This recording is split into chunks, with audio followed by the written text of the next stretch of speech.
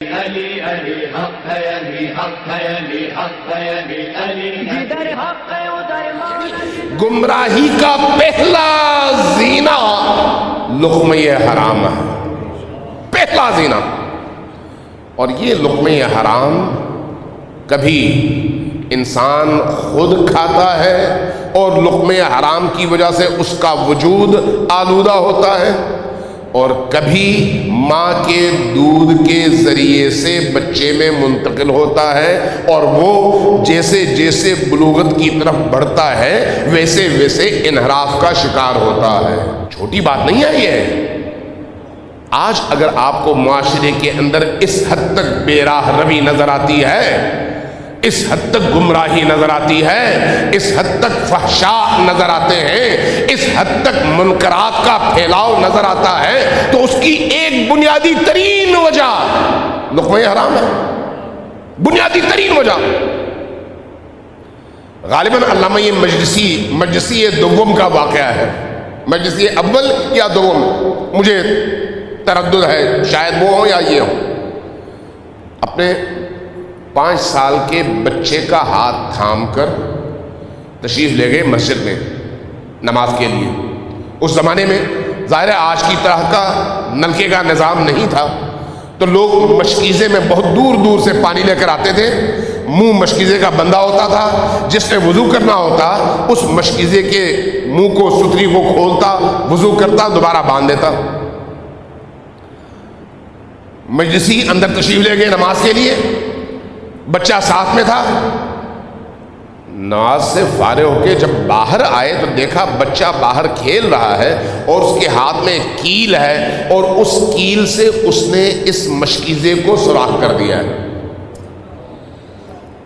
سوراخ کرنے کے بعد وہ پانی بہہ گیا ہے۔ یہ دیکھا، بڑی کوفت ہوئی، بڑے پریشان ہوئے، مضطرب ہوئے، آنکھیں نمناک ہوئی، بچے کی انگلی پکڑی، واپس گھر کی طرف آتے ہوئے سوچنے لگے کہ میں نے کب کون سا گناہ کیا تھا جس کے نتیجے میں آج بچے نے یہ عمل کیا ہے۔ اتنے بڑے عالم دین گھر آئے، بیگم نے دیکھا چہرہ افسردہ ہے، منہ لٹکا ہوا ہے، پریشان ہے، مضطرب ہے۔ کہا کیا ہوا آپ کو؟ کہا کہ آج ہمارے بچے نے وہ کام کیا ہے جس کو دیکھ کر مجھے انتہا درجے کی ندامت ہو رہی ہے۔ میں سوچ رہا ہوں کہ میں نے کب ایسا گناہ کیا جس کی وجہ سے میرا بچہ آج یہاں تک پہنچا ہے، کل نہ جانے کیا کرے۔ یہ نہیں کہا کہ بچہ ہے کوئی بات نہیں، غلطی بچے کرتے ہیں، سمجھا دیں گے، نہیں، بچے کی ہر حرکت کے پیچھے ماں باپ کا کردار جھلکتا ہے۔ جیسے ماں باپ ہوں گے ویسے بچے ہوں گے۔ ہاں، بلوغت کے بعد جب وہ مختار ہو جائے اس کے بعد اگر وہ بے راہ روی کا شکار ہوں تو وہ الگ داستان ہے، الگ بات ہے۔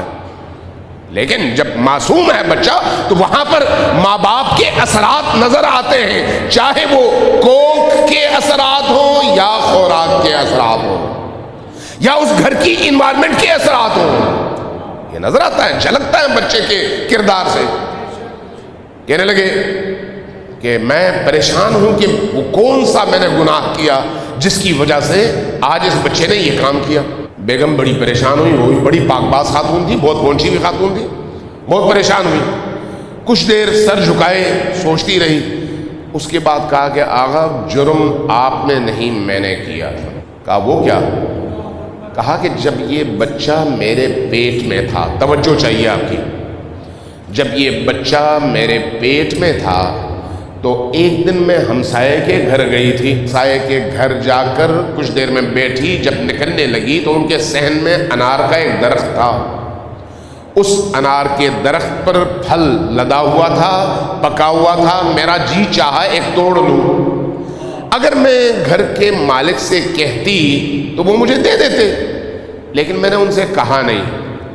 پھر سوچا توڑتے ہوئے شرم محسوس ہو رہی ہے، میں نے اپنے بال سے پن نکالا اور اس انار میں سوراخ کیا، اور وہ سوراخ کرنے کے بعد اس کا جو قطرہ رس نکلا وہ نکال کے اپنے لب تر کیے تھے۔ وہ جو میرے ہاتھ میں چھوٹی سی باریک سوئی تھی اس دن، آج میرے بیٹے کے ہاتھ میں وہ سوا بن کر آیا ہے۔ آج میرے بیٹے نے اگر مشکیزے میں سوراخ کیا ہے تو یہ اس ایک قطرے کی وجہ سے ہے جو میں نے بغیر اجازت کے چکھ لیا تھا۔